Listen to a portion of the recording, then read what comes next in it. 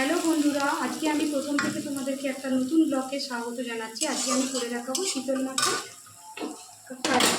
তার জন্য আমি চিতল মাছগুলোকে খুব ভালো করে ভেজে নিয়েছি। একটু ভেজে মাছটা তুলে নিয়েছি। এখন আমি গরম তেলে, সর্ষের তেলে পেঁয়াজগুলোকে ভালো করে ভেজে নিচ্ছি। কেটে রাখা পেঁয়াজগুলোকে লাল লাল করে ভেজে নিতে হবে। পেঁয়াজের মধ্যে একটু নুন দিয়ে দেবো যাতে একটু তাড়াতাড়ি হয়ে যায়।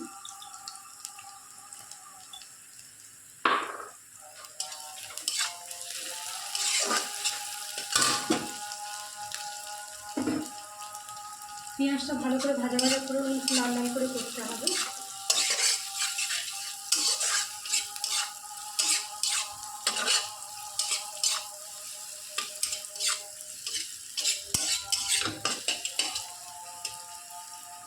এরপর আমি এটা হচ্ছে লঙ্কা বাটা, রসুন বাটা একসঙ্গে বেটে নিয়েছি। লঙ্কা, রসুন, আদা দিয়ে নিয়ে এর মধ্যে লঙ্কা আর রসুন বাটা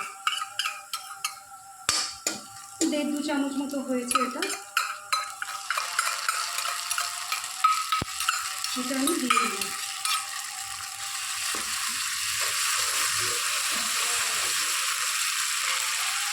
একটু জল দেবো।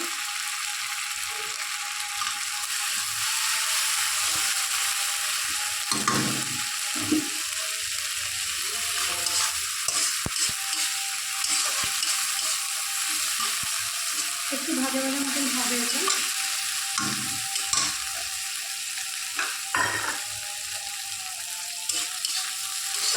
রসুনের কাঁচা গন্ধটা চলে গেলে তারপরে আমি এটার মধ্যে সেদ্ধ করে রাখা টমেটো চিংড়িটা দিয়ে দেবো। এটা আমি টমেটোটা হালকা সেদ্ধ করে নিয়ে একটু ক্র্যাশ করে ম্যাশ করে নিয়েছি। এতে কালারটা কিন্তু ভালো আছে।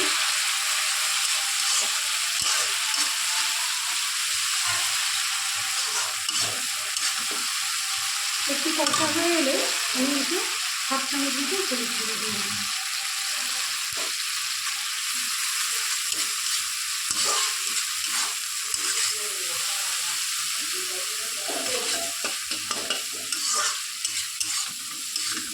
এটা ভালো করে ভেজে নিতে হবে।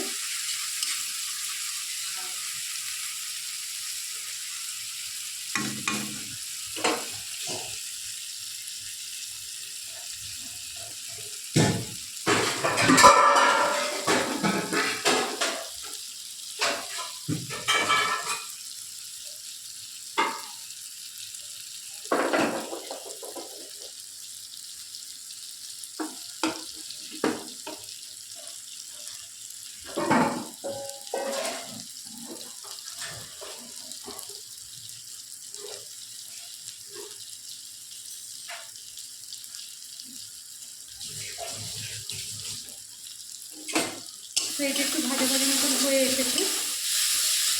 আমি পাশে একটু গরম জল করতে দেবো।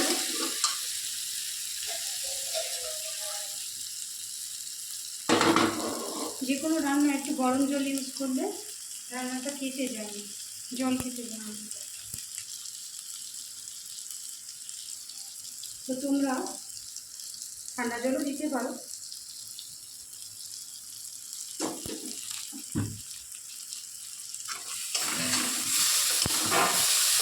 ভালো করে কষে নিতে হবে।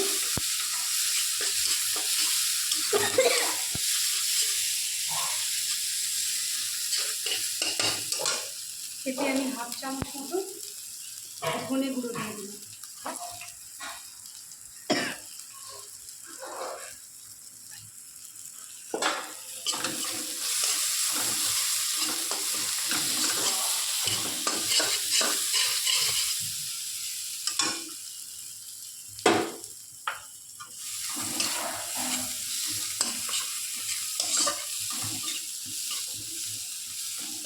মশলাটা আমার কষানো হয়ে এসছে।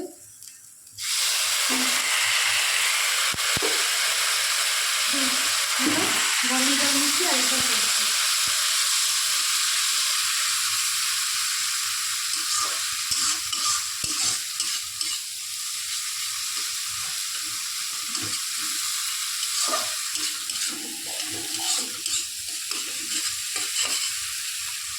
পেঁয়াজটা যতক্ষণ না ভালো পরিমাণে গলে যায় ততক্ষণ আমি সাথে ভাত।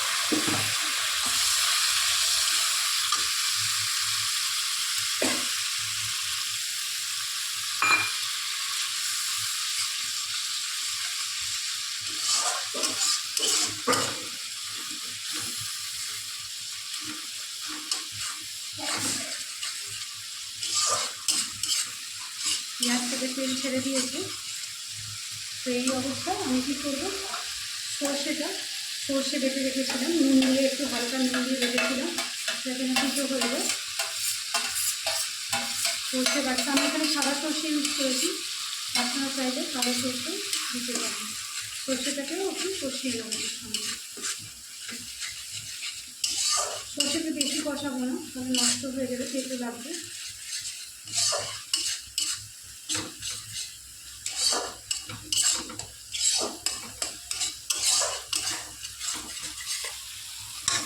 এটা হয়ে গেছে।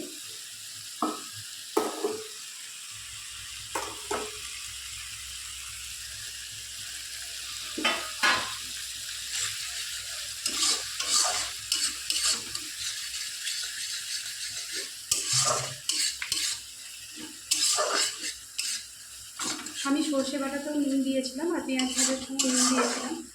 তো নুনটা আন্দাজ মতো আপনারা দিয়ে দিন।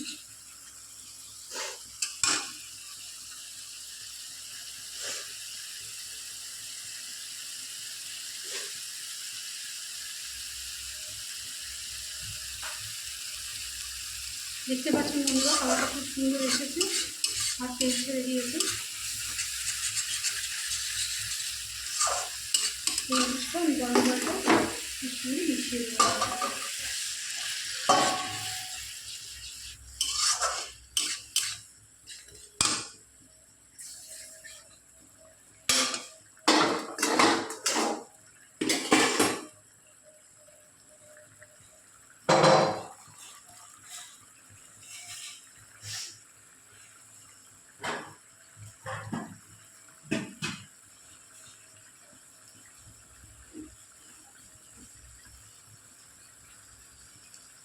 ঝোলটা ফুটে উঠেছে, এবার আমি মাছগুলো মিশিয়ে দিই। আর একটু জল দিয়ে দিলাম, গ্রেভিটা একটু ভালো করে হবে।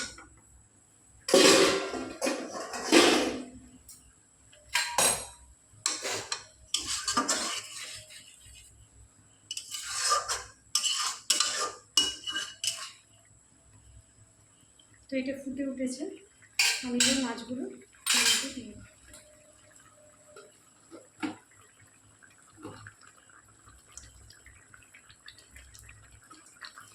খুব অল্প সময়ে এইভাবেও আপনার বাড়িতে বানিয়ে ফেলুন।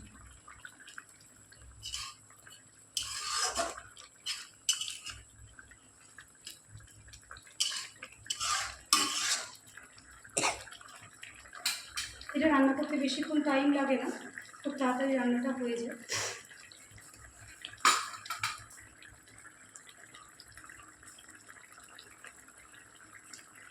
এটা হয়ে গেছে। তো আমি নামাবার আগে এখানে 1/2 চামচ মতো সর্ষের তেল উপরে ছড়িয়ে দিই।